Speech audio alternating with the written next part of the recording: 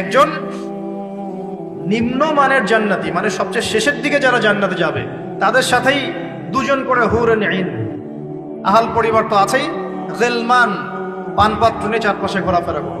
জান্নাত মানে কি? যেখানে যা ইচ্ছা তাই করা যাবে, বলার কেউ নাই, বাধা দেওয়ার কেউ নাই, সেখানে কোনো মৃত্যু নাই, সেখানে কোনো অহেতুক কথাবার্তাও নাই, কোনো গাল গল্প নাই, কোনো মিথ্যা নাই, কষ্টের ক্লেশ মাত্র নাই। থুতু ফেলতে হবে না। জান্নাত মানে থুতু ফেলতে হবে না। জান্নাত মানে হাঁচি হবে না, নাক ঝাড়তে হবে না। জান্নাত মানে ইস্তেঞ্জা, পেশাব পায়খানা করার টেনশন নাই। মানুষ খাবার খাবে, একটা ঢেকুর তুলবে, বাস খাবার হজম হয়ে গেছে। আর জান্নাতের সবচেয়ে বড় বিষয়টা কি? আল্লাহ পাককে আমরা এই চোখ দিয়ে দেখতে পারবো ইনশাআল্লাহ। আর তার সমকক্ষ একটা বিষয় হচ্ছে, আল্লাহ পাক বলে দিবেন যে আমি তোমাদের সবার উপর সন্তুষ্ট হয়ে গেলাম, যাও কোনোদিন অসন্তুষ্ট হও। এখন আপনি যত কিছুই করেন এই বস্তুবাদী জীবনে, মনে একটা ভয় থেকে যাবে। আপনি বিশ্ব নেতা হয়েছেন, বড় শিল্পপতি হয়েছেন, পলিটিশিয়ান হয়েছেন, ইকোনমিস্ট হয়েছেন, মনে একটা ভয় থেকে যাবে যে মরতে আমাকে হবে, আল্লাহ আমাকে ধরবেই, হিসেব আমাকে দেওয়া লাগবেই, কবরে আমাকে একাই যাওয়া লাগবেই, আমাকে কিয়ামতের মাঠে দাঁড়াতে হবে আল্লাহর সামনে। মনে একটা ভয় কাজ করে, যদিও বাইরে মানুষ দেখায় যে কোনো ভয় নাই। মানুষ বাইরে অভিনয় করে, মানুষ সমাজের মানুষের সাথে বাইরে একটা অভিনয় করে। কোন কোন ক্ষেত্রে আমরা নিজেরাই নিজেদের সাথে অভিনয় করি। কথা সাহিত্যিক হুমায়ুন আহমেদের নাম শুনেছিলেন? শুনেছেন? ইন্তেকাল করেছেন। একটা সময় ছিল আমরা স্কুলে পড়তাম, কলেজে পড়তাম, মাঝে মাঝে টুকটাক এ ধরনের কিতাব বইপত্র পড়া হয়েছে। হিমু, মিসির আলী এইসব পড়া হয়েছে। শরৎচন্দ্র, বঙ্কিমচন্দ্র, রবীন্দ্রনাথ, নজরুলের কবিতাগুলো, ইভেন শেক্সপিয়ার, অ্যাডাম স্মিথ সহ, যিনি অর্থনীতির জনক। যাই হোক, তিনি তার বইয়ের মধ্যে লিখেছিলেন যে এই পুরো দুনিয়াটা হচ্ছে অভিনয়ের মঞ্চ। কথা সাহিত্যিক, তিনি বলছেন তার মতো করে এই পুরো দুনিয়াটাই অভিনয়ের মঞ্চ, আর আমরা সবাই নিজ নিজ জায়গায় অন্যের সাথে অভিনয় করছি। কোনো কোনো ক্ষেত্রে আমরা নিজেরা নিজেদের সাথে অভিনয় করছি। তিনি বলছিলেন আমরা সবাই অভিনেতা, আর সবচেয়ে বড় অভিনেতা হচ্ছে পলিটিশিয়ানরা, কারণ তাদেরকে অনেক বড় মঞ্চে অভিনয় করতে হয়। এটা আমার কথা না, হুমায়ুন আহমেদের কথা, পড়ে দেখেন তো। আল্লাহ পাক পাঠিয়েছেন তার ইবাদত করতে, আর এই বস্তুবাদী জগৎ আমাদেরকে ভুলিয়ে দিল কিভাবে? কয়েকটা প্রলোভন দিল। প্রথম প্রলোভন হচ্ছে টাকা, তারপরে জীবনে কি করব, প্রতিষ্ঠিত হওয়ার চিন্তা, তারপরে চাই চাই আরো চাই, এই একটা আকীদা দর্শন, তারপরে আমার স্ত্রী সন্তান আহাল পরিবারের কি হবে, আর আরেকটা দর্শন আছে, এটাকে বলে চারবাক দর্শন। এবং দুঃখের সাথে বলতে হয়, আমাদের রবীন্দ্রনাথ ঠাকুর কিন্তু এই দর্শনের মানুষ ছিলেন। চারবাক কিরকম? তার কবিতা পড়লে দেখবেন লেখা আছে, দুহাতে যা পাও হাত পেতে নাও, দুহাতে যা পাও হাত পেতে নাও, বাকির খাতা শূন্য থাক, বাকির খাতা শূন্য থাক। ঠিক চারবাক দর্শন, এটা ফিলোসফি পড়েছেন, এখানে অনেক টিচারও আছেন আমি জানি, তারা এই কথাগুলো বুঝবেন। চারবাক দর্শন কেমন? ঋণ করে ঘি খাও, ঋণ করে ঘি খাও, যতদিন বাঁচবে সুখে বাঁচবে, এটা হলো চারবাক দর্শন। তো দুহাতে যা পাও হাত পেতে নাও, বাকির খাতা শূন্য থাক, মিল আছে না? ঋণ করে হলো ঘি খান, যেভাবে হোক ঘি খান আপনি, মানে ঋণ করে হলো ঘি খান, যতদিন বাঁচবেন সুখে বাঁচবেন। তাহলে এই দর্শনগুলো বস্তুবাদী না? বুঝতে পারছেন কিনা? ম্যাটেরিয়ালিজম, বস্তুবাদিতা, মানে আপনি চোখের সামনে যা দেখছেন এই দুনিয়া, যেভাবে হোক অর্জন করে নেন, বাকির খাতা শূন্য থাক। ইসলামিক কনসেপ্ট এর টোটাল ডিফারেন্ট কনসেপ্ট। ইসলামের ঈমান, আকীদা, ইসলাম, পরকাল, মুহাম্মদ সাল্লাল্লাহু আলাইহি ওয়াসাল্লামের আদর্শ সম্পূর্ণ ডিফারেন্ট। আমরা বলি কি, এই দুনিয়াতে আমরা মুসাফির, দুনিয়াতে আমরা কি মুসাফির, কে কতদিন থাকবো কোনো ঠিক নাই। নবীজি বলছেন, হে আব্দুল্লাহ বিন ওমর, তুমি দুনিয়াতে মুসাফিরের মতো থাকো, সকালবেলা উঠলে সন্ধ্যার অপেক্ষা করো না, সন্ধ্যাবেলা হলে সকালের অপেক্ষা। দর্শনের মধ্যে কত পার্থক্য না, আকাশ পাতাল পার্থক্য না? এখন যদি এই বস্তুবাদী দর্শন দিয়ে আপনি চলাফেরা করেন, তাহলে তো আপনার লাইফের অ্যাম্বিশন হবে একটা ফ্ল্যাট, আর ওটা এনি হাও আপনাকে অ্যাচিভ করতে হবে, legal way or illegal way, আপনাকে অ্যাচিভ করতেই হবে, যেহেতু আপনার মোটিভটা হচ্ছে ম্যাটেরিয়ালিজম, বস্তুবাদিতা। আর নবী সাল্লাল্লাহু আলাইহি ওয়াসাল্লাম কি বলছেন, সকালে ঘুম থেকে উঠলে সন্ধ্যার অপেক্ষা করো না, সন্ধ্যা বেলায় থাকলে সকালের অপেক্ষা করো না। তুমি দুনিয়াতে মুসাফিরের মতো থাকো, তোমার যতটুকুতে দুনিয়া চলে যায় এতটুকুতে সন্তুষ্ট থাকো। নবীজি আরো বলছেন, তুমি কখনো উপরের দিকে চোখ দিয়ে হেঁটো না, রাস্তায় যখন হাঁটবে উপরের দিকে দেখো না। লা তানজুরু ইলা মান হুয়া আসফালা মিনকুম, যারা তোমাদের উপরে আছে ওদের দিকে দেখো না, বরং তুমি দেখো যে তোমার নিচে কারা আছে। আবার বলছি, নবীজি বলছেন, তোমরা হাঁটবে যখন রাস্তায় চলাফেরা করবে তোমাদের উপরের দিকে দেখবে না তোমাদের উপরে কারা আছে, অলওয়েজ দেখবা তোমাদের নিচে কারা আছে, তোমাদের চেয়ে খারাপ কারা আছে। এক ভাইকে আপনি দেখবেন আপনি সুস্থ, তার হাত নাই। আরেক ভাইকে দেখবেন আপনি সুস্থ, তার চোখ নাই। এক ভাইয়ের পা প্যারালাইজড হয়ে গেছে, এক ভাইয়ের বডি প্যারালাইজড, একজন হার্টের রোগী, একজন ডায়াবেটিসের রোগী। আপনি সুস্থ আছেন, অথচ ওই ব্যক্তির অনেক টাকা পয়সা আছে, আপনার নাই। এখানে কে ধনী বলেন দেখি, আপনি না সে? আপনার সুস্থতা আছে। আরেক ভাইয়ের অনেক বড় বড় ফ্ল্যাটস, কিন্তু আপনার এতটুকু নাই, ছোট্ট একটা বাসা। আপনার কষ্ট লাগে, আমারও যদি এমন হতো। ওই বাসায় গিয়ে দেখলেন যে ইন্টারনালি সে ব্যক্তি সুখে নাই, তার পরিবারে অশান্তি, হৃদ্যতা, ভালোবাসার বন্ধন নাই, আপনার পরিবারে আছে। একটা রিক্সাওয়ালা সারাদিন রিক্সা চালিয়ে 500-1000 টাকা আর্ন করে বাসায় চলে গেল, গিয়ে বাসা আলু ভর্তা, ডিম ভাজা, ডাল দিয়ে ভাত খাচ্ছে, সুখে আছে দিব্যি, বউয়ের সাথে গল্প করছে, চাঁদ দেখছে। আর সেই তো কবে আপনি ওয়াইফ কিনে চাঁদ দেখেছেন ঠিক নাই। আপনি টাকা অর্জন করার নেশায় বছরের পর বছর স্ত্রী থেকে দূরে আছে, দেখারই সৌভাগ্য হয় না। আসলে সুখ কাকে বলে, সুখটা কি জিনিস, ঢাকাবাসীকে সুখ বোঝানো দরকার। সুখটা কি জিনিস? সুখটা হচ্ছে ইন্টারনাল পিস। যখন আপনি বা আমি নিজেকেও বলছি, যখন আমরা আল্লাহকে পাবো, আল্লাহ পাকের ইবাদতের মধ্য দিয়ে, রাসূলের সুন্নতের মধ্য দিয়ে অল্পে তুষ্ট থাকতে পারবো, যা আছে এতে শুকরিয়া আদায় করব, আপনার চেয়ে সুখী মানুষ দুনিয়াতে কেউ নাই দুনিয়াতে। কিন্তু বস্তুবাদিতা আপনাকে এই আকীদা ও আদর্শ থেকে সম্পূর্ণ ডিমোটিভেট করে দিবে। আপনাকে খালি চাই আরো চাই। ওই যে দু হাতে যাবো হাত পেতে নাও, বাকির খাতা শূন্য থাকে। আর আমাদের দর্শন, দু হাতে যাবো হাত পেতে নাও না, বরং দুনিয়াতে যতটুকু পাও এতটুকুতে সন্তুষ্ট থাকো, বাকির খাতা শূন্য থাক না, বাকির খাতা পূর্ণ হোক। মানে পরকালটা বাকির খাতা না, পরকালের বাকির খাতাটা পূর্ণ হোক। প্রয়োজনে দুনিয়ার সব চলে যায় যাক, প্রয়োজনে দুনিয়ার সব যদি চলেও যায় যাক, তারপরে বাকির খাতা কি হোক? পূর্ণ হোক। এটাই আল্লাহ রাব্বুল আলামিন সূরা আ'লার মধ্যে বলছেন, বাল তুসিরুনাল হায়াতাদ দুনিয়া, তোমরা এই দুনিয়ার জীবনটাকেই প্রাধান্য দিয়ে থাকো। ওয়াল আখিরাতু খায়রুন ওয়া আবকা, কিন্তু আখিরাত হচ্ছে সবচেয়ে উত্তম এবং চিরস্থায়ী। তো প্রিয় ভাই এবং বোনেরা যারা আলোচনা শুনছেন, আজকে আমাদের প্রথম সবক হওয়া উচিত দুনিয়ার নেশায় আমরা না পড়ি। আল্লাহ পাক আমাদেরকে তৌফিক দান। এর মানে এই না আমরা দুনিয়ার প্রোগ্রেসে যাব না, অবশ্যই যাব, আমরা অবশ্যই যাব। পুরো নেশন, জাতিগতভাবেই আমাদেরকে এই ওয়ার্ল্ডের সমকক্ষ তো হতে হবে, হবে কি না? আমরা কি ওয়ার্ল্ডের সমকক্ষ হতে পেরেছি? আপনাদের কি মনে হয় যে মিলস, ইন্ডাস্ট্রিজ, ফ্যাক্টরিজ, সেতু, ফ্লাইওভার এইগুলো করলেই মনে হয় যে ওয়ার্ল্ডের সমকক্ষ হওয়া যায়? প্রত্যেক জনগণ ভিতর থেকে সুখী কিনা, তাদের অন্ন, বস্ত্র, চিকিৎসা, শিক্ষা, বাসস্থান, এই যে মৌলিক চাহিদা, বেকারত্ব ঘোচানো, 3 বেলা খেয়ে পরে বাঁচা, জীবনের অধিকার, সিকিউরিটি, এই জিনিসগুলো আমাদের নিশ্চিত হচ্ছে কিনা, এটা হচ্ছে আপনার উন্নতির মানদণ্ড। উন্নতির মানদণ্ড কি? আমরা এখন যেখানে আছি না, 1776 সালে অ্যাডাম স্মিথ তার চেয়ে আগের জায়গায় ছিল। 1776 সালে অ্যাডাম স্মিথ একটা বই লিখেছেন, তার নাম হচ্ছে যে দ্য ওয়েলথ অফ নেশন, এই কিভাবে একটা রাষ্ট্রের ওয়েলথ ফাংশন করে। ওই 1776 সালে তিনি যে চিন্তাগুলো করেছেন, এখন পর্যন্ত আমরা সেই চিন্তা বাস্তবায়ন করতে পারি নাই। 1776 সালের চিন্তা, কিন্তু ওই চিন্তা বাস্তবায়ন করেছে পশ্চিমারা।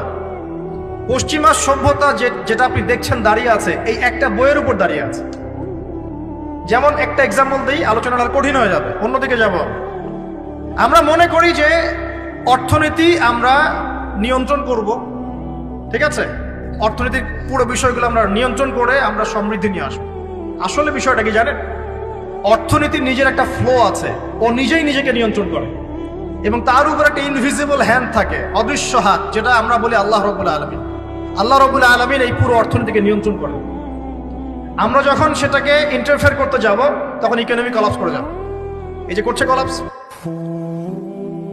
আরো ব্যাপার আছে, শুধু ব্যবসা, অর্থনীতি, এক্সপোর্ট ইম্পোর্ট, এগুলোকে তিনি জাতির মানদণ্ড বলতেন না। তিনি বলতেন যতক্ষণ পর্যন্ত জাতির প্রত্যেক ব্যক্তির মধ্যে এথিক্স না আসবে, নীতি যতক্ষণ পর্যন্ত না আসবে, আপনি করাপশন থামাতে পারবেন না। তাই হয়েছে না? শুধু ব্যবসা না, আদর্শ কতটুকু আছে? এই যে আপনি দেখছেন বিভিন্ন জায়গায় ভেজাল খাবার খাওয়াচ্ছে, ওদেরকে টাকার অভাব আছে? ওদের টাকার কিন্তু অভাব নাই। নেম ফ্রেমের কোনো ঘাটতি আছে? এস্টাবলিশড বিজনেস, তাহলে কেন আপনাকে ভেজাল খাওয়াবে? কারণ তার মধ্যে এথিক্স নাই, নীতি নাই। এই জন্য জাতির প্রত্যেক সদস্যকে, মানে প্রত্যেক জনগণের প্রত্যেককেই আগে নীতিগত শিক্ষা দেওয়া উচিত। আর এই কাজটাই করে ইসলাম। বলে সুবহানাল্লাহ। এই এথিক্স এবং নীতি শেখায় কে? ইসলাম।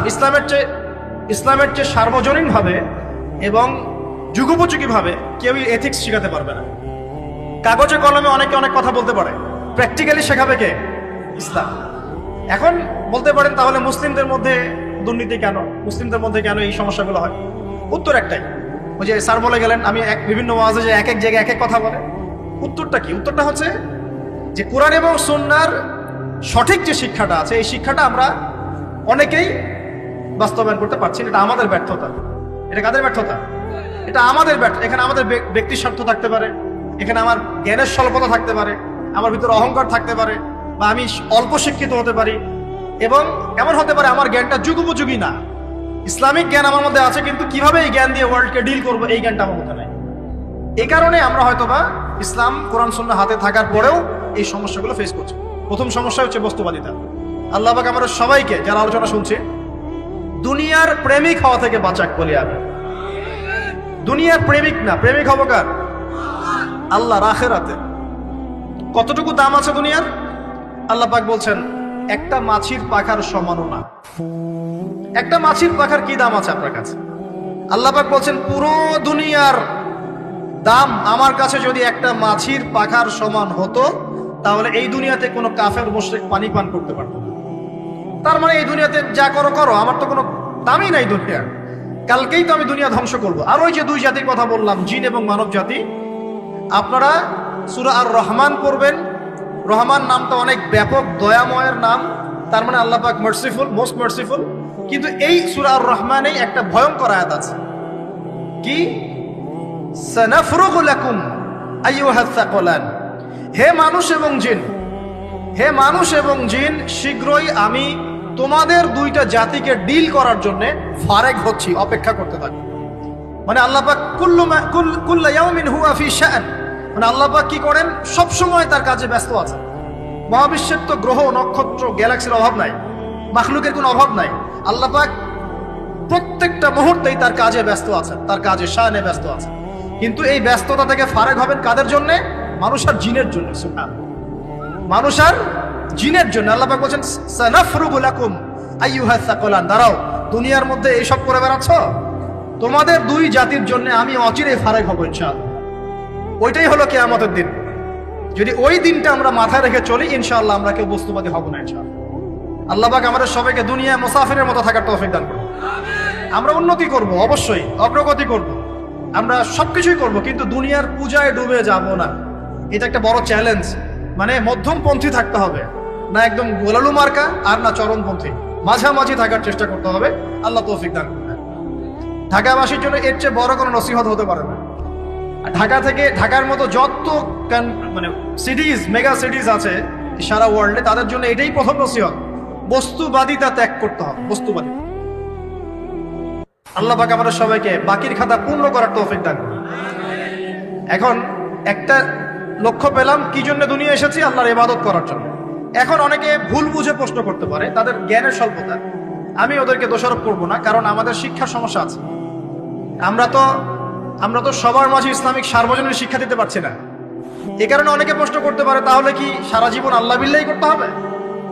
আমি কি সারা জীবন তাসবিহ, তাহলিল, জিকির, আজকার, নামাজি পড়ে বেড়াবো? তাহলে এটা হলো তার ভুল বুঝ। এই আয়াত সম্পর্কে ভুল ব্যাখ্যা। সঠিক ব্যাখ্যাটা কি? সঠিক ব্যাখ্যা হচ্ছে সূরা হাশরের 7 নম্বর আয়াত। কত নম্বর? সূরা হাসর 7 নম্বর আয়াত।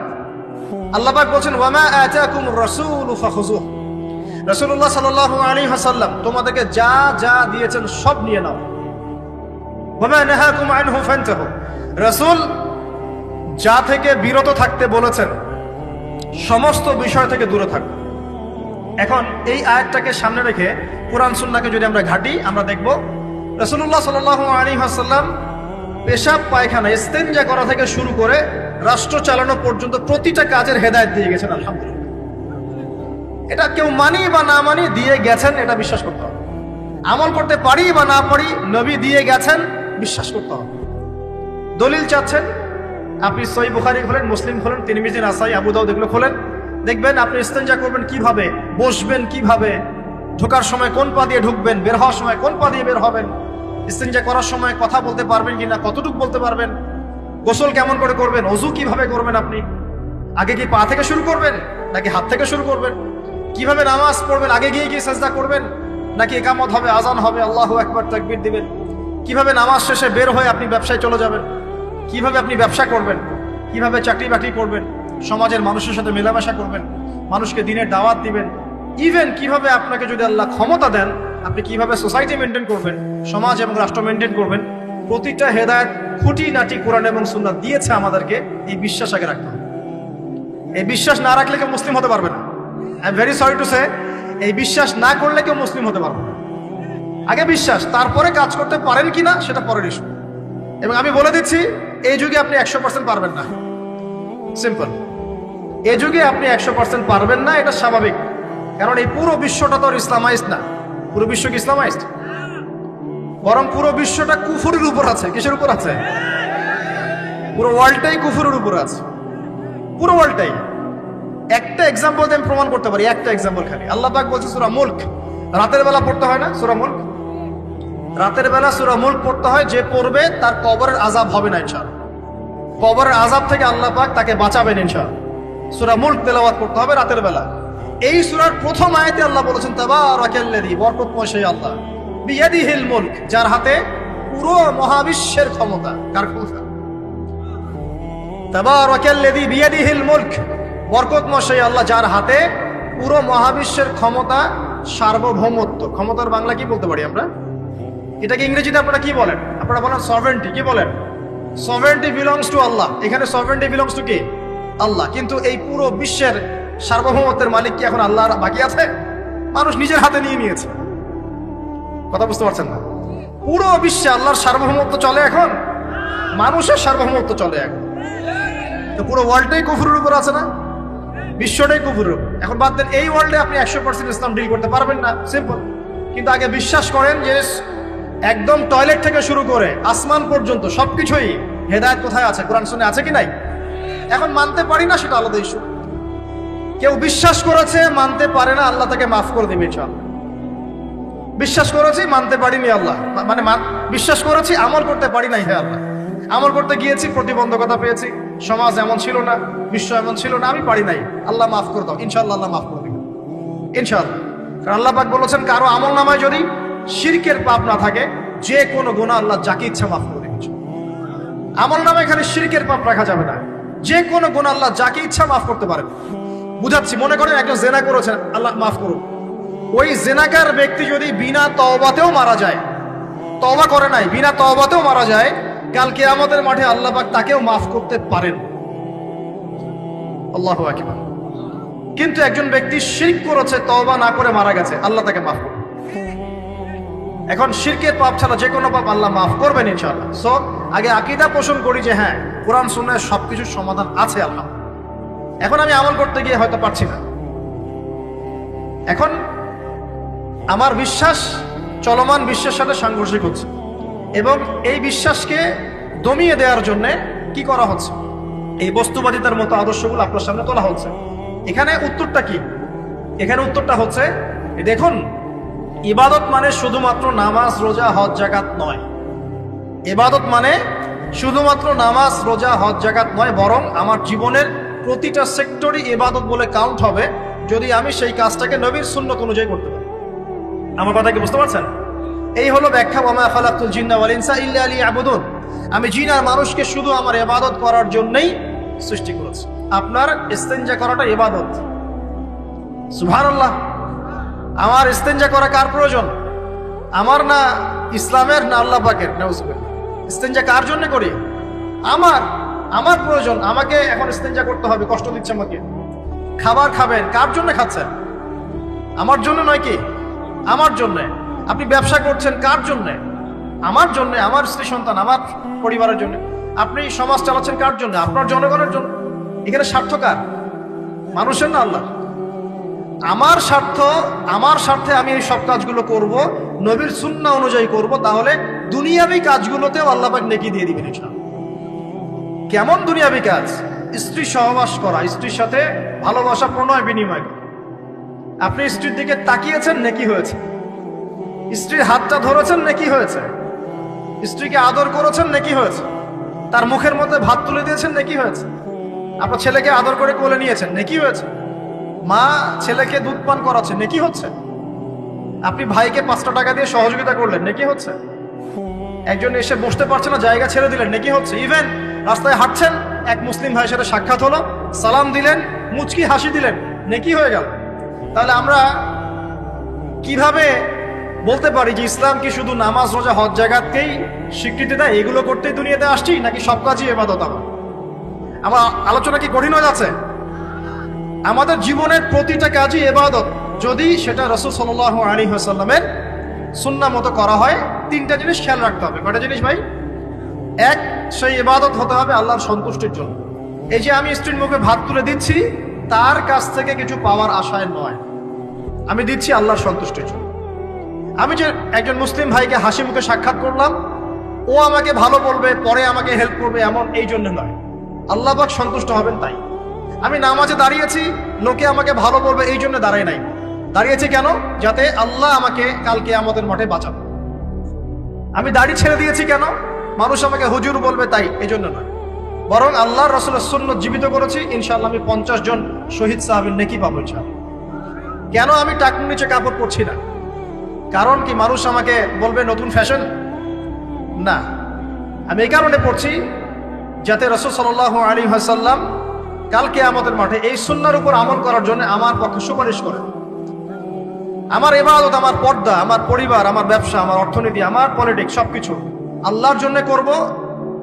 এই একটা হলো মূলনীতি ইবাদত কবুল হওয়ার। 1, 2, সেই আমলটা হতে হবে রাসূলের সুন্নাহ মোতাবেক, অন্য কোনো পদ্ধতিতে নয়। মনে করেন আমি একজন খুব বড় বুজুর্গ হয়ে গেছি, নাউজুবিল্লাহ। আমরা এত বড় বুজুর্গ হয়ে যাই নাই, যে টাইটেলগুলো আপনারা দেন এগুলোর কোনো প্রয়োজনও নাই। এখন একজন বড় বুজুর্গ এসে যদি আপনাকে কোনো ইবাদতের পদ্ধতি শিখিয়ে দেয়, এই পদ্ধতিতে ইবাদত করো, অনেক ভালো হবে, কিন্তু ওই পদ্ধতির সাথে রাসূলের এবং সাহাবীদের পদ্ধতির কোনো মিল নাই। মুখরোচক মনে হলো, দেখতে সুন্দর মনে হলো, এবং অনেক মানুষ তা করছে, এরকম দলিল থাকলেও সেই কাজটা করা যাবে না। কারণ কি? কারণ সেই কাজটা রাসূল সাল্লাল্লাহু আলাইহি ওয়াসাল্লামের সুন্নাহ মাফিক হয়নি। আল্লাহ রাসূল করেন নাই, সাহাবীরা করেন নাই, বাস আমি করব। ইমামরাও করেন নাই, পরবর্তী জেনারেশনের কেউই করেন নাই। এখন যত ভালো টাটকা মজা লাগুক, দেখতে সুন্দর লাগুক, বহু মানুষ করছে, এইসব দলিলে ইসলাম টিকবে না। আল্লাহ পাক বোঝার তৌফিক দান করুন। 1 নম্বর শর্ত, আল্লাহর সন্তুষ্টির জন্য হতে হবে। 2 নম্বর, রাসূলের পদ্ধতিতে হতে হবে। 3 নম্বর, খুব ডিফিকাল্ট, 3 নম্বরটা বেশি ডিফিকাল্ট। প্রথম 2টা পার হয়ে গেলেও 3 নম্বরে গিয়ে আমরা আটকে যাচ্ছি আর কি। বলবো? রাগটা করবেন না তো? 3 নম্বর হচ্ছে রিজিক হালাল হতে হবে। রিজিক হালাল হতে হবে। পশ্চিমের আদলে গড়া এই পুরো বিশ্বের বেশিরভাগ মানুষের রিজিক এখন হারাম। কেন হারাম? কারণ কোনো না কোনো ভাবে আমরা সুদের সাথে সম্পৃক্ত হয়ে যাচ্ছি, কোনো না কোনো ভাবে। আর নবীজি অনেক আগেই বলেছিলেন, 1400 বছর আগে, যে একটা জামানা তোমাদের সামনে আসবে, যে মানুষ সুদ খেতে চাইবে না তার গায়েও সুদের ছিটাফাটা গিয়ে লাগবে। লাগছে কিনা? এখন আপনি খেতে চাইবেন না, আপনাকে মেসেজ পাঠিয়ে দেওয়া হবে আপনার অ্যাকাউন্টে এত টাকায় যোগ হয়েছে। কি করবেন এখন? টাকাটা আপনি সুদের টাকা। সুদের টাকা মানে কি? 1 দিরহাম যে ব্যক্তি সুদ খেয়েছে, সে যেন 36টা মেয়ের সাথে জেনার পাপ করেছে। সহিহ বুখারী হাদিস, একদম অকাট্য, সহিহ, সনদ সহিহ। এমন না জয়ীফ জাল, এমন নয়। 1 দিরহাম যে ব্যক্তি সুদ খেয়েছে সে যেন 36 বার জেনা করলো, নবী সাল্লাল্লাহু আলাইহি ওয়াসাল্লাম বলেছেন। আর এই হাদিস তো আপনারা জানেন যে সুদের পাপের 73টা শাখা আছে। নিচের শাখা হচ্ছে মায়ের সাথে জেনা করা, মাকে বিয়ে করা, আর উপরের শাখা হচ্ছে আল্লাহ এবং তার রাসূলের সাথে যুদ্ধ করা। এগুলো অবলীলায় করছি আমরা। আর নবীজি বলছেন 4 শ্রেণীকে আমি অভিশাপ দিয়ে গেলাম। আল্লাহর নবী অভিশাপ দিয়ে গেলেন মানে সে জাহান্নামে যাবে, কোনো অবস্থাতেই জান্নাতে যাবে না।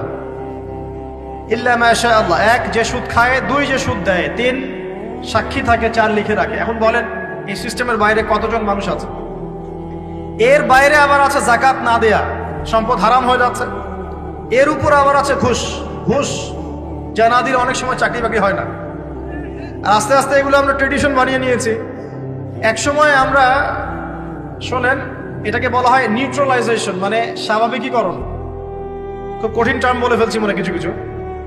যেমন আগে ধর্ষণ হলে আমরা খুবই সোচ্চার ছিলাম এবং সারা এলাকা ফেটে যেত, এত বড় কথা। কেউ মাপে কম দিলে, ধরা পড়লে চক্ষু লজ্জায় সে সমাজে চলতে পারতো না। কেউ চুরি করলে চক্ষু লজ্জায় বের হতে পারতো না।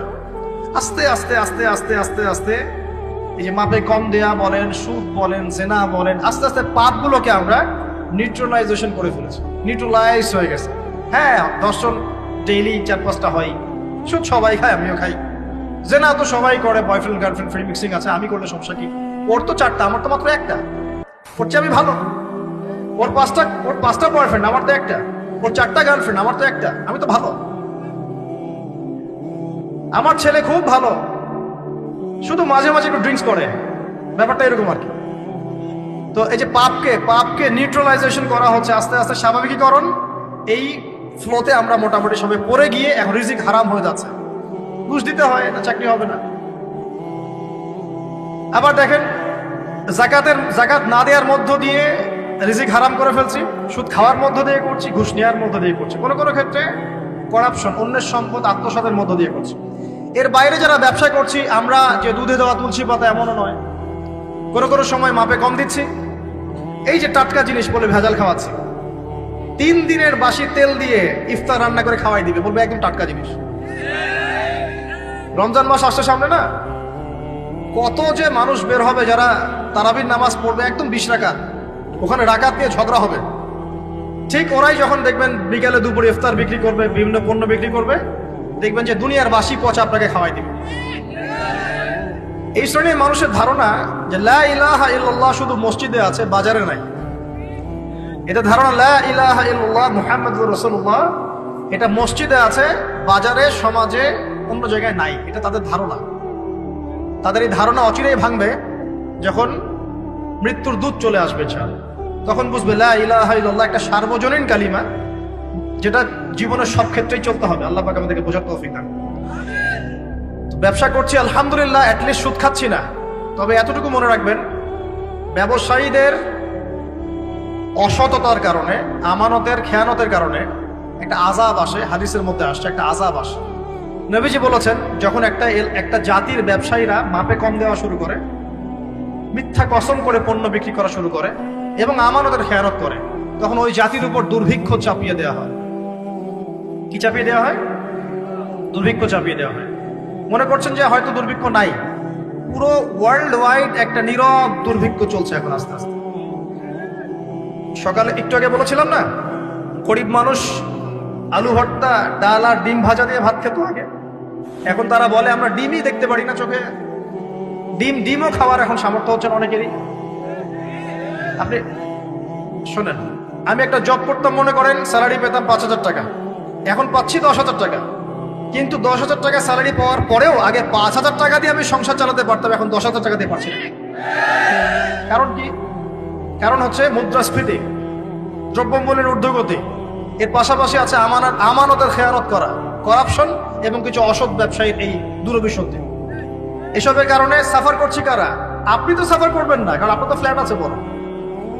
আপনি তো সাফার করবেন না, বিকজ আপনার আমার তো 3 বেলা খাওয়ার টাকা পয়সা আছে। এই যে আমি এসেছি, আমাকে ভালো অঙ্কের হাজিয়ে দিচ্ছি, আমি তো সাফার করবো না। সাফার কে করবে? সাফার করবে রিক্সাওয়ালা ভাই, ভ্যানওয়ালা ভাই, এই যে রাস্তাঘাটে যারা আশপাশে বাসা করে আছে, যারা দারিদ্র সীমার নিচে আছে, এদের সংখ্যা কত আপনার মনে হয়? মিনিমাম 3 থেকে 4 কোটি মানুষ আমাদের দেশের মধ্যে। মনে হচ্ছে পপুলেশনটা কম?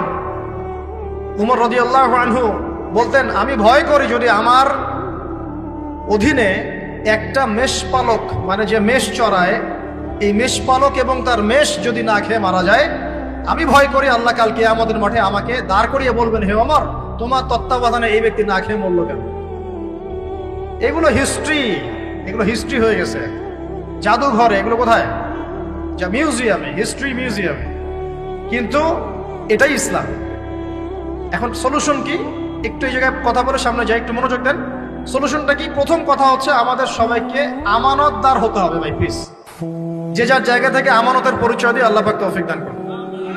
2 নাম্বার, অল্পে তুষ্ট থাকার চেষ্টা করতে হবে, অল্পে তুষ্ট থাকার চেষ্টা করি, আল্লাহ তৌফিক দান করুন। 3 নাম্বার, কোনো প্রকার সম্পদ অপচয় করা যাবে, কোনো প্রকার সম্পদ না, ব্যক্তিগত না, সোশ্যাল না, আমরা জনগণ, রাষ্ট্রীয় সম্পদ, কোনোভাবেই সম্পদ অপচয় করা যাবে। আমরা প্রচুর অপচয় করি, প্রচুর। আমরা জনগণরাই করি। আমরা কি দুধে দেওয়া তুলসী পাতা মনে করছেন নাকি? জনগণ দুধে দেওয়া তুলসী পাতা মনে করছেন? কে বলেছে মাপে কম দিতে? ওকে সরকার ফোর্স করেছে? ও দিল কেন? কে পাপে? এখানে কার দোষ বলেন? আমরা অলওয়েজ আঙ্গুল উপরের দিকে, সবার আগে আঙ্গুল হবে এই দিকে, নিচের দিকে।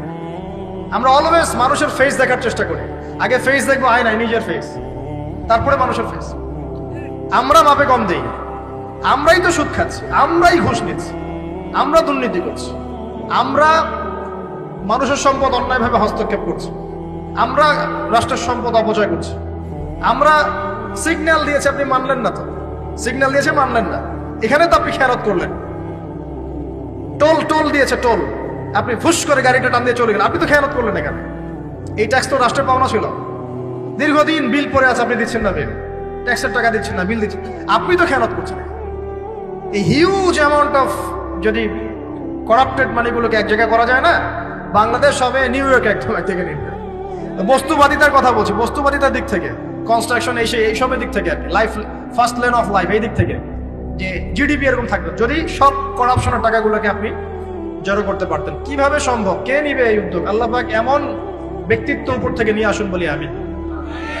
দোয়া করতে কোনো দোষ আছে? XYZ whoever he is, এটা বড় কথা না। বড় কথা হচ্ছে কার হাতে ইনসাফ প্রতিষ্ঠা হয়। আল্লাহ পাক তৌফিক দান। আল্লাহ পাক আমাদের সবাইকে তৌফিক দান, সবাইকে সবার জায়গা থেকে সৎ হওয়ার তৌফিক দান। আল্লাহ পাক সবার আগে আমাকে সৎ হওয়ার তৌফিক দান এবং আপনাদের সবাইকে সৎ হওয়ার তৌফিক দান। আগে ভালো মানুষ হই, আগে ভালো মানুষ হই। আমি আমাদের মাদ্রাসার স্কুলের টিচারদেরকে আগে বুঝাই, ছাত্রদেরকে এই পুঁথিগত বিদ্যা পরে শেখান, আগে শিখান তারা কিভাবে ভালো মানুষ হবে। ওদেরকে মোরালিটি শিখান, এথিক্স শিখান। বই পুস্তকে ডিগ্রি সার্টিফিকেট অর্জন করে আমি কি করব যদি আমি ভিতর থেকে মানুষ হতে না পারি? অনেক ডিগ্রি আছে আমার, কিন্তু আমি তো হিংসা করি মানুষকে, আমি আত্ম অহংকারে ভোগী, আমি অন্যের উন্নতি দেখতে পারি না, আমি মিথ্যা বলছি, প্রতারণা করছি, তাহলে আমি তো ভিতর থেকে পুঁথিগত বিদ্যায় দক্ষ হয়ে আল্লাহর কাছে পার পাবো না। বাবা, আল্লাহ পাক আমাদের সবাইকে ভিতর থেকে ভালো হওয়ার তৌফিক দান করুন বলি আমি। এটা করতে হলে প্রথম ট্র্যাক যেটা বললাম ভাই, দুনিয়ার নেশায় ডুবে যাওয়া যাবে না। দুনিয়াকে আমরা মনে করব দুনিয়া আমার প্রয়োজন, যতটুকু আমার হয়ে যায় সন্তুষ্ট থাকবে। আমরা অল্পতে তুষ্ট থাকার মানসিকতা লালন করি, আল্লাহ পাক তৌফিক দান করুন। এরপর দুনিয়ায় আসার উদ্দেশ্যটা মাথায় রাখবো, এসেছি কি করতে? আল্লাহর ইবাদত করতে। আর এই প্রশ্নের উত্তর আমরা বের করে নিয়ে আসলাম। ইবাদত মানে শুধু নামাজ, রোজা, হজ, যাকাত নয়। ইবাদত মানে আমার জীবনের প্রতিটা কাজই ইবাদত। 3 শর্ত পূরণ করতে হবে। 1, আল্লাহর জন্য হতে হবে। 2, রাসূলের সুন্নাহ মাফিক হতে হবে। 3, আমাদের উপার্জনটা হালাল হতে হবে। এই হালাল এর কথা বলতে গিয়ে এই জায়গায় এসেছিলাম যে এই বিশ্বে হালাল খাওয়াটা খুব টাফ, কিন্তু অসম্ভব না। এখানে এই আয়াতের উপর আমল করলেই ইনশাআল্লাহ আল্লাহ মাফ করে দিবেন। সেটা হলো ফাত্তাকুল্লাহা মাসতাতা'তুম, ফাত্তাকুল্লাহা মাসতাতা'তুম। আল্লাহ পাক বলেছেন তোমরা সাধ্য মতো আল্লাহকে ভয় করো, তোমরা সাধ্য মতো ভয় করো। আমি বেঁচে থাকার চেষ্টা করি, আল্লাহ ওই চেষ্টাটাই দেখবেন ইনশাআল্লাহ। 3টা জিনিস আমি আপনাদের মধ্যে ঢুকিয়ে দিতে চাই আজকের লেকচারে, যেটা আমি নিজের মধ্যে নিয়ে চলি যেদিন থেকে ইসলামের বুঝ এসেছে ওই দিন থেকে। 1, স্বপ্ন। 1 কি?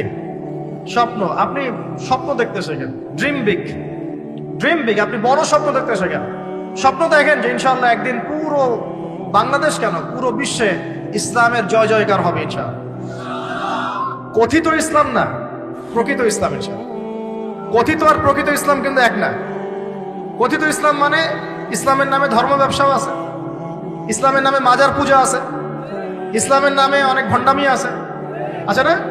ইসলামের নামে অনেক কিছু চলে যেগুলো আসলে ইসলামের সাথে সম্পর্কিত না, মানুষ করছে, মানুষ ইসলাম মনে করে।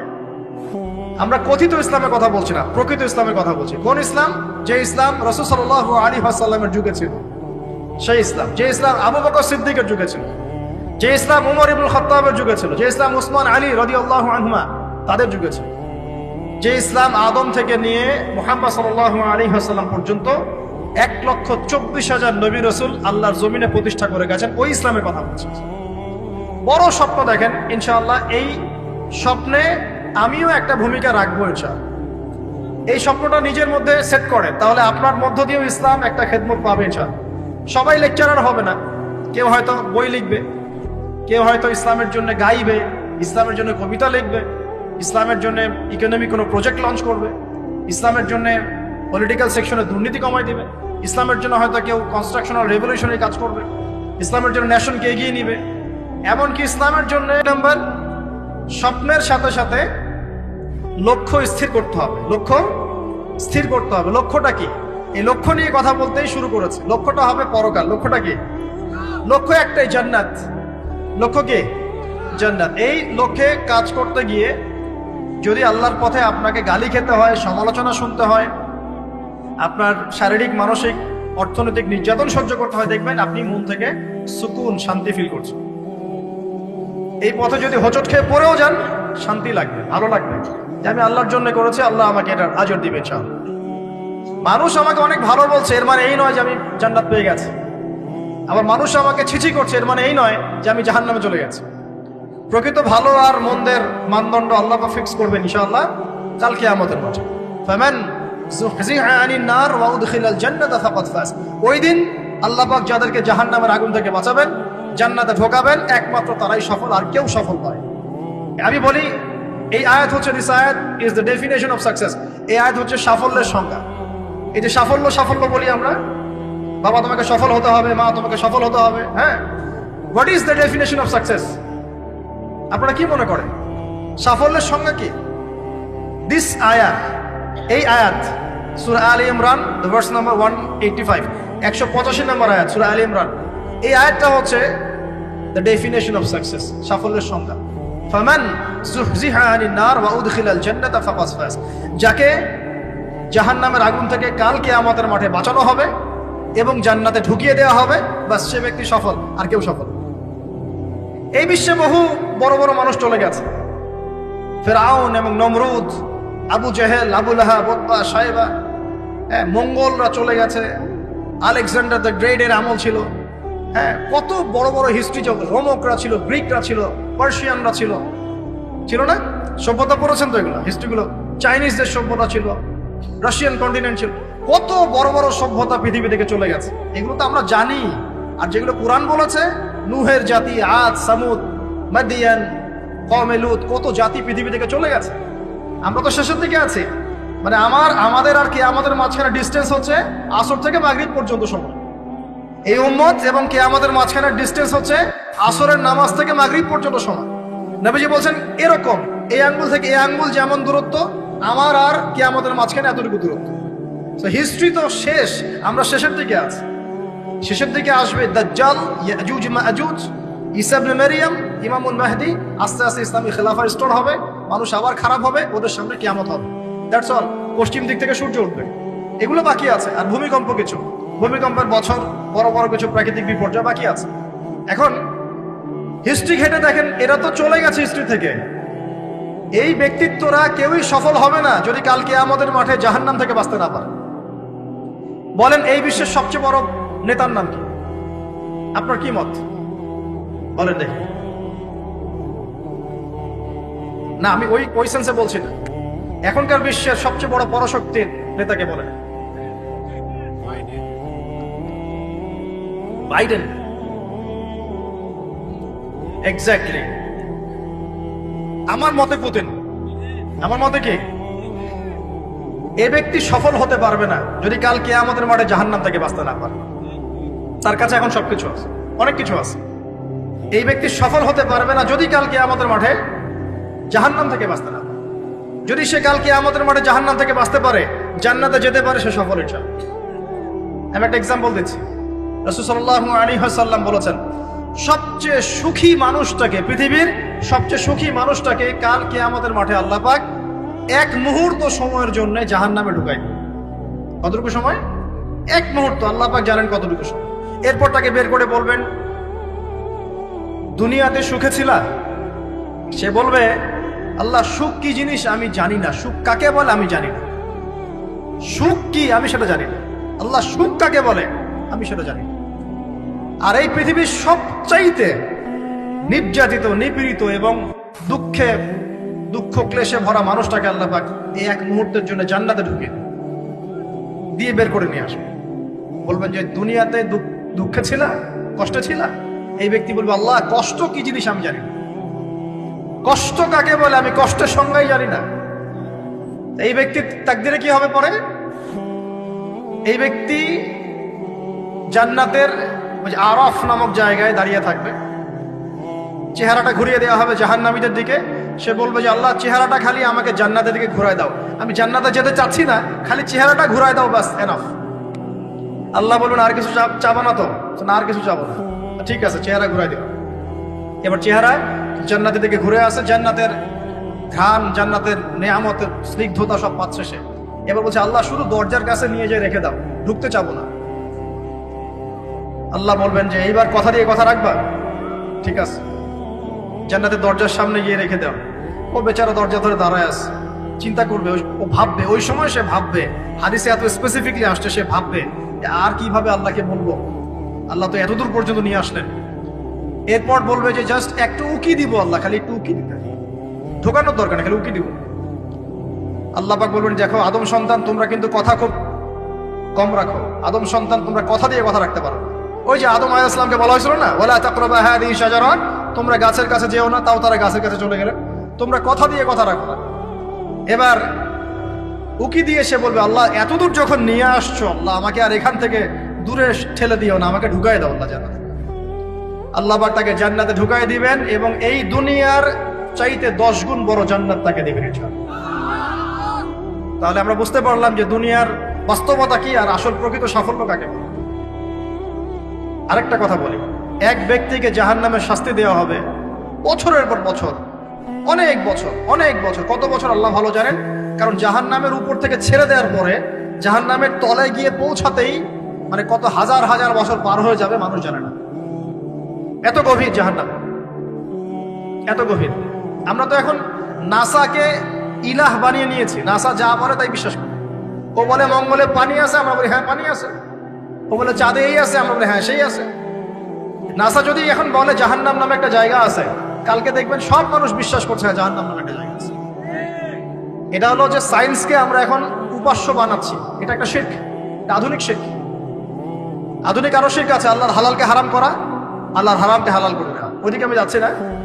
এখন পড়তে পড়তে পড়তে একটা জায়গা তাকে দাঁড় করিয়ে দেওয়া হবে, আযাব দেওয়া হবে, আযাব দেওয়া হবে, আযাব দেওয়া হবে।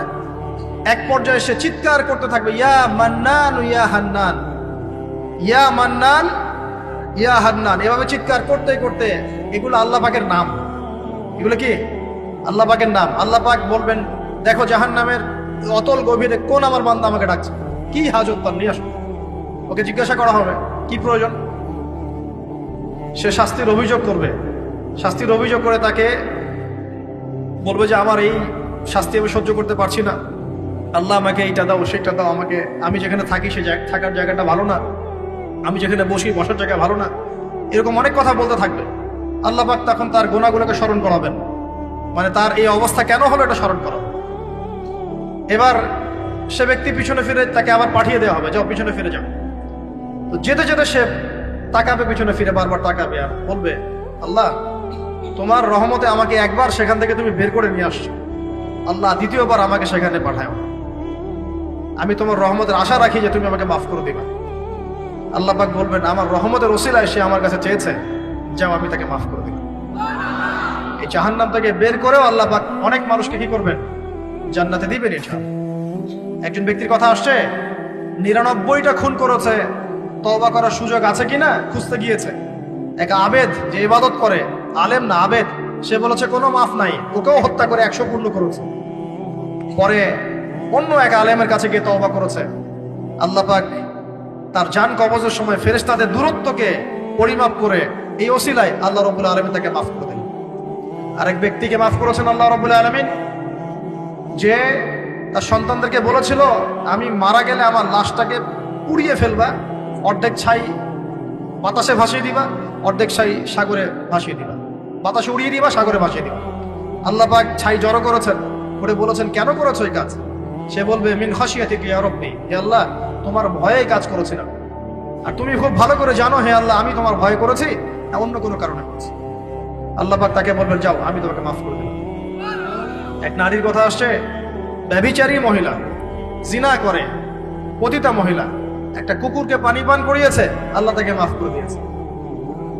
আর একজন লোকের কথা আসছে যে তার বন্ধুকে এতটুকু বলেছিল, একজন ব্যক্তি তার বন্ধুকে এতটুকু বলেছিল যে আল্লাহ তোকে কোনোদিন মাফ করবে না, আল্লাহ তোকে কোনোদিন মাফ করবে না। এরকম কথা কিন্তু আমরা অনেকে বলে ফেলি। আল্লাহ পাক মৌতের পরে এই দুই ব্যক্তিকেই ডাকবেন, কিয়ামতের মাঠে ডাকবেন, এটা বারজাকে হয়েছে। বলবেন আমার রহমত নিয়ে কথা বলার ইখতিয়ার তোমাকে কে দিয়েছে? আমি কাকে মাফ করব কাকে করব না এই কথা বলার ইখতিয়ার তোমাকে কে দিয়েছে? আজকে আমি তাকে মাফ করে দিলাম, তোমাকে জাহান্নামে দিয়ে দিলাম, যাও। অতএব আল্লাহ রাব্বুল আলামিনের এই বিশাল রহমত আমরা পাবো, আশাবাদী ইনশাআল্লাহ। এই কারণে আমাদের প্রথম যে বিষয়টা ফোকাস করতে হবে, আল্লাহ রহমত পেতে হলে আমাদের অবশ্যই বস্তুবাদিতা ত্যাগ করতে হবে। আল্লাহ পাক দুনিয়া পছন্দ করেন না, দুনিয়ার মোহে যারা ডুবে থাকে আল্লাহ এদেরকে পছন্দ করেন। দুনিয়া প্রয়োজন, যতটুকু আমার দরকার আমি করব, যতটুকু প্রয়োজন নাই এই বিষয়টা আমি পেতেই হবে, চাই চাই আরো চাই, হ্যাঁ দুহাতে চাপাও হাত পেতে নাও, ঋণ করে ঘি খাও, এইসব দর্শন ধার ধারবো না আমরা ইনশাআল্লাহ। আমাদের দুনিয়া চলে গেলে যাক, বাকির খাতা পূর্ণ হোক ইনশাআল্লাহ তাআলা। আর এই দুনিয়াতে এসেছি আল্লাহর ইবাদত করার জন্য। শিখলাম, জানলাম, বুঝলাম ইবাদত মানে শুধুমাত্র নামাজ, রোজা, হজ, যাকাত নয়। এগুলো অবশ্যই ইবাদত, এগুলোই ইবাদত নয়, বরং আমাদের জীবনের প্রতিটা কাজই ইবাদত। আমাদের স্ত্রীর মুখে ভাত তুলে দেওয়া পর্যন্ত, একটা মুসলিম ভাইয়ের সাথে হাসি মুখে কথা বলা পর্যন্ত, মুসাফা করা পর্যন্ত, এভরি সিঙ্গেল ওয়ার্ড যে আমরা এই দুনিয়াতে করি, এগুলো ইনশাআল্লাহ তাআলা ইবাদত বলে কাউন্ট হবে যদি আমরা এগুলোকে 3টা পদ্ধতিতে করি। এক, আল্লাহর সন্তুষ্টির জন্য করি, 2, রাসূলের পদ্ধতিতে করি, এবং হালাল খেয়ে করি। ইনশাআল্লাহ তাআলা আল্লাহ পাক আমাদের সবাইকে এভাবে ইবাদত করার তৌফিক দান। আর শেষ করার আগে আমি আর কয়েকটা পয়েন্ট টাচ করে শেষ করে দিচ্ছি, রাত অনেক গভীর হচ্ছে। আসন্ন রমজান মাস আমাদের সামনে আছে, আমাদের সামনে বলতে এই তো 2 সপ্তাহ হয়তো বাকি নাই। আমি কয়েকটা পয়েন্টস খালি আপনাদের সাথে শেয়ার করবো, যে এই পয়েন্টগুলো যদি একটু ফোকাস করি, রমজান মাসটা গুনাহ মাফের উৎসব হবে ইনশাআল্লাহ। আমরা কলেজ লাইফে পড়তাম একটা ওয়ার্ড, উৎসবের উৎসাহ। উৎসবের উৎসাহ, এই যে ছায়ানট, উদিচি, এইসব জায়গায় যারা থাকে না, এরাও এই শব্দগুলো জানে না। উৎসবের উৎসাহ, ওরা বলে যে জাগতে হবে রাত আলো জ্বেলে রেখে উৎসবের উৎসাহে, মানে রাত জাগতে হবে আলো জ্বেলে রেখে উৎসবের উৎসাহে। আমাদের এই দুনিয়ার জীবনের হায়াত কিন্তু খুব লম্বা না, খুব লম্বা কি 60 থেকে 70, এর মধ্যে আল্লাহ পাক কিছু উৎসবের উৎসাহ দিয়েছেন। যেমন শবে বরাত, যেমন শবে বরাতের রাত, এই রাতে ব্যক্তিকেন্দ্রিক তো কিছু ইবাদত করা যায়, সামগ্রিক না হয়। এই রাতে আল্লাহ পাক সবাইকে মাফ করেন, 2 শ্রেণীর মানুষ বাদ দিয়ে, মুশরিক, মুশাহিদ, শিরক করে যারা, হিংসা বিদ্বেষ পোষণ করে যারা, এদের বাদ দিয়ে। শাবান মাস বেশি বেশি নবী রোজা রাখতেন, আরাফার দিন, আশুরা, মুহররম, জিলহজ মাসের প্রথম 10 দিন, কিছু উৎসবের উৎসাহ আল্লাহ দিয়েছেন, তাই নাই? সবচেয়ে বড় উৎসব কোনটা বলেন তো? এই যে রমজান মাস। এখন এই মাসে আলো জ্বালা থাকবে উৎসবের উৎসাহে। কিভাবে? প্রথম কথা বলি, দুনিয়াবি বাজার ঘাট, শপিং টপিং যা যা আছে আগে ভাগে এই কয়দিনে করে ফেলেন, যাদের সামর্থ্য আছে। যাদের সামর্থ্য নাই তারা, আমি বলেছি, প্রজেক্ট করতে হবে, সোশ্যাল প্রজেক্ট। আমরা সামর্থ্যবানদের টাকাগুলোকে কিছু সৎ মানুষ কালেক্ট করবেন, করে যাদের সামর্থ্য নাই তাদের ঘরে মাসের বাজার পৌঁছে দেবে। করা যাবে না ইনশাল্লাহ? আমরা যারা এইসব জায়গায় থাকি আমরা মনে করি সোসাইটির সবাই এমন। সোসাইটির সবাই এমন নয়। অনেক মানুষ সাথে খেয়ে পরে থাকতে পারে না, সবাই আমাদের মতো খায় না। আমরা 10টা আইটেম নিয়ে বসি খেতে, অনেকের আলু ভর্তা জোটে না, আছে না? আমরা আমাদের যাকাত, আমাদের ওসর, আমাদের ফিতরা, আমাদের সাদাকাতুল ফিতরা, আমাদের সাদাকা এবং ইফতারের প্রজেক্টগুলোকে সুন্দর করে প্যাকিং করে 1 মাসের বাজার করে দেওয়ার ক্ষমতা আমাদের নাই। একজন করে পরিবারের দায়িত্ব নেওয়ার ক্ষমতা আমাদের নাই। আপনি একটা নেন, আপনি একটা নেন, আপনি একটা নেন, আপনি 2টা নেন, আপনি 5টা নেন। দেখবেন ইনশাআল্লাহ তাআলা যখন আমরা খাবার ভাগাভাগি করে খাবো, ইনশাআল্লাহ সমাজে দারিদ্রতা কমে যাবে। কি উন্নতি, কি সবার মধ্যে সম্প্রীতি ছড়িয়ে দেওয়া উন্নতি, সবার মধ্যে এই যে ভালোবাসা ছড়িয়ে দেওয়াটা কিন্তু সমাজের উন্নতি। উন্নতি মানে আমরা আসলে কি বুঝি? খালি কনস্ট্রাকশন নির্মাণ করার উন্নতি? সবার মধ্যে সম্প্রীতি ছড়িয়ে দেওয়াটা উন্নতি। ইভেন এই প্রজেক্টে আপনি অমুসলিম ভাইকেও শরিক করতে পারেন। হ্যাঁ, যাকাতের অর্থ অমুসলিমকেও দেয়া যায়, তার অন্তর ইসলামের দিকে আকর্ষিত হবে ইনশাআল্লাহ। মুসলিমরা আমাকে সহযোগিতা করেছে, তার আমাদের রিলিজিয়নের প্রতি তার একটা সফট কর্নার তৈরি হবে ইনশাআল্লাহ। এগুলো করা বন্ধ করেছে বলেই তো অন্যরা এগুলো কাজ করছে। নীরবে আস্তে আস্তে বাংলাদেশে বহু মানুষ বিধর্মী হয়ে যাচ্ছে, কিন্তু খবর রাখেন না। আল্লাহ পাক আমাদেরকে বোঝার তৌফিক দান করুন। আগে রমজানের প্রিপারেশন নেন, এটা গেল একটা পারিবারিক ইকোনমিক প্রিপারেশন। আধ্যাত্মিক প্রিপারেশন কি?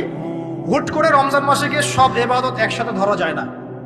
এই কারণে এখন থেকেই নামাজ, তেলাওয়াত, তাফসির পড়া, একটু তাহাজ্জুদ, চাষতের নামাজ, ইশরাকের নামাজ, জিকির আজগার, এগুলো একটু ধরার চেষ্টা করি, যাতে রমজান মাসে গিয়েই আমি একদম যেন মোমেন্টামটা যেন ধরতে পারি ইনশাআল্লাহ। আল্লাহ পাক তৌফিক দান।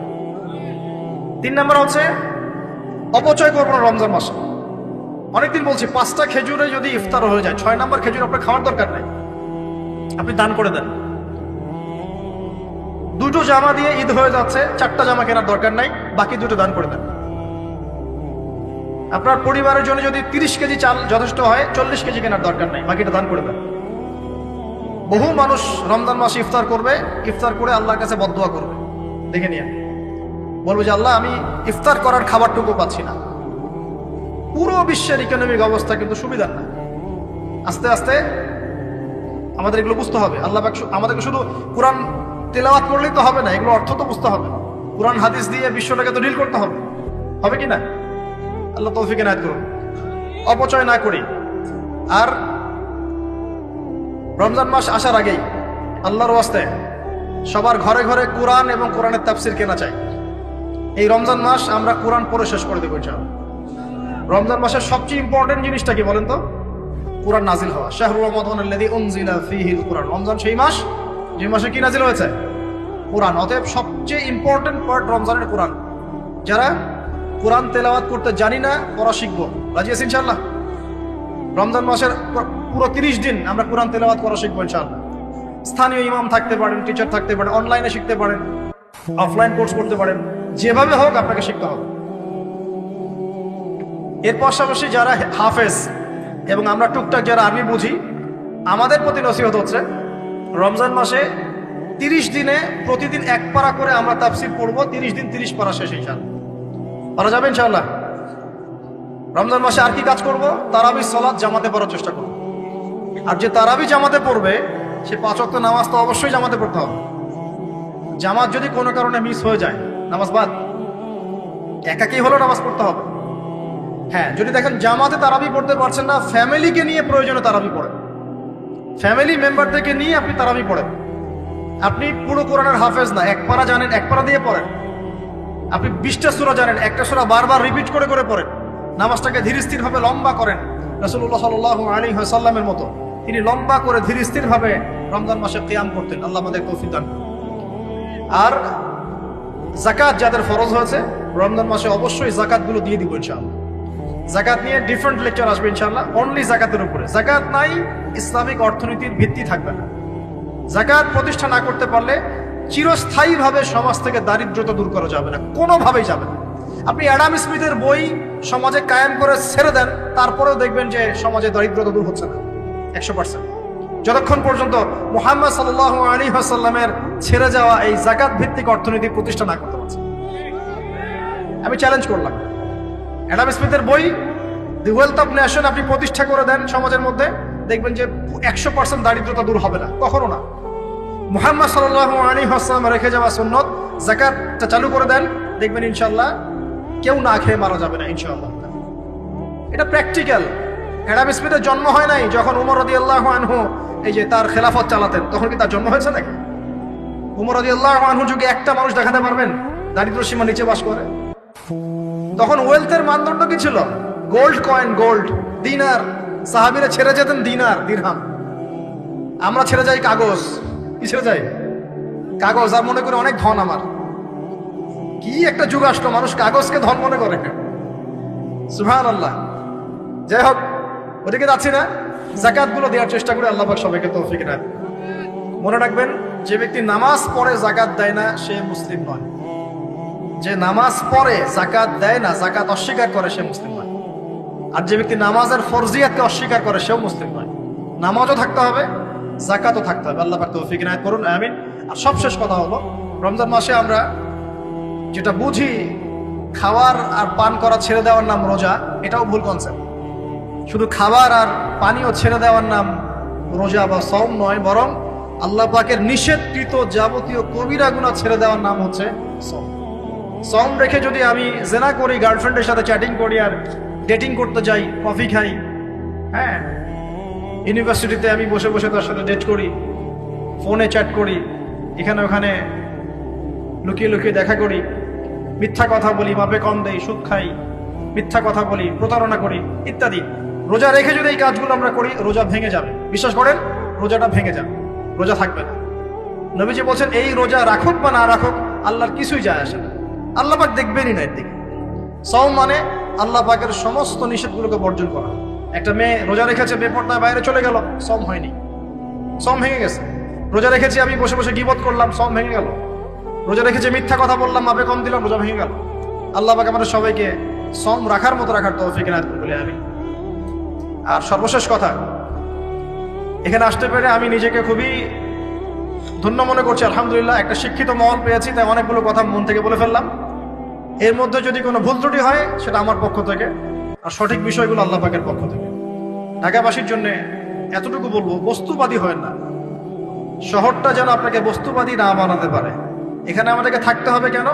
কারণ যেখানে মক্কা, যেখানে আবু জেহেল, সেখানেই মুহাম্মদ সাল্লাল্লাহু আলাইহি ওয়াসাল্লামের জন্ম হয়। যেখানে ইব্রাহিমের পিতা আজার, সেখানেই ইব্রাহিমের জন্ম হয় নাকি? এবং তারা একটা সময় পর্যন্ত চেষ্টা করতে থাকেন সমাজের মানুষকে সঠিক পথে আনার জন্য। যখন পারেন না, তারপর কি করেন? চলে যান। ইব্রাহিম আলাইহিস সালাম চলে গেলেন, আব্বাকে নসিহত করতে করতে ক্লান্ত, আর বোঝে না। রাসূল সাল্লাল্লাহু আলাইহি ওয়াসাল্লাম একদিন মক্কায় 13 বছর কাজ করলেন। 13 বছর দাওয়াতি কাজ করার পর মক্কার মানুষ আর তাকে সহ্য করে। সাহাবীদেরকে নিয়ে বেচারা তিনি চলে গেলেন কোথায়? তো আমরা এই শহরে থাকবো ঠিকই, এই শহর যেন আমাদেরকে বস্তুবাদী না বানাতে পারে। দুনিয়ার বেঁচে থাকবো দুনিয়াকে প্রয়োজন মনে করে, দুনিয়ার পূজায় ডুবে যাব না। যতটুকু প্রয়োজন এতটুকুতে সন্তুষ্ট থাকবো ইনশাআল্লাহ। অবশ্যই দুনিয়ার প্রয়োজন আছে, তবে দুনিয়ার পূজায় ডুবে যাব না, মধ্যমপন্থী থাকার চেষ্টা করবো ইনশাআল্লাহ। আর এই শহরের অন্যতম সমস্যা হচ্ছে সুদ বা রিবা। আল্লাহর ওয়াস্তে রিবা ত্যাগ করার চেষ্টা করেন, আল্লাহ পাক তৌফিক দেন। এই শহরের অন্যতম সেরা সমস্যা বেপরদামি, অশ্লীলতা, হ্যাঁ, বেহায়াপনা এবং ফ্রি মিক্সিং, ফ্যামিলিস্ট রেভলিউশন, নারী পুরুষের পোশাক পরে, পুরুষ নারীর পোশাক পরে, জেনা। শহরটাকে আমরা জেনা শহর বানাচ্ছি আস্তে আস্তে। মাদকের ছয়লাভ হচ্ছে, জেনার ছয়লাভ হচ্ছে, প্রতারণা, করাপশন, আমানতদারিতার অভাব, অবিশ্বাস, চতুর্দিকে অবিশ্বাস, কেউ কাউকে বিশ্বাস করতে পারে না।